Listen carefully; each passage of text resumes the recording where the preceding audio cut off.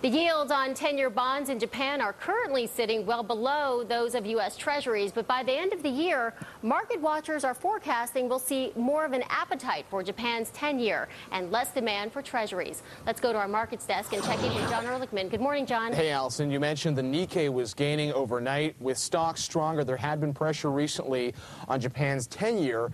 The other factor out there, the auction stories that are out there. Obviously, all the treasuries being auctioned off here in the U.S. Same story in Japan right now. And today we saw an auction of 10 years, the equivalent of $22 billion in the 10-year auction. However, because of where yields are right now, some saying the demand for that auction softer than what it has been in the past. Let's just put this whole story in perspective. The 10-year yield has been moving towards 1.5%, with investors showing more of an appetite for stocks recently. But of course, compare that to the story with the 10-year Treasury here, the 10-year Treasury north of 3.6%.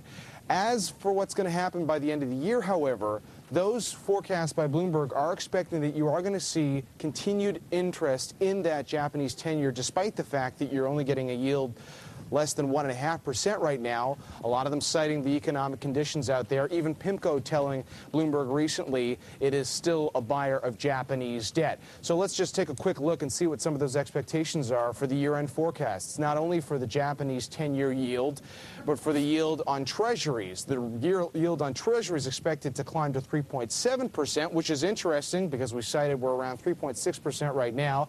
That would suggest some additional selling pressure for the Treasury. And obviously, the way stocks are going, that doesn't seem to be a surprise. Could be an indication of what's to come as well. Allison? Okay, John.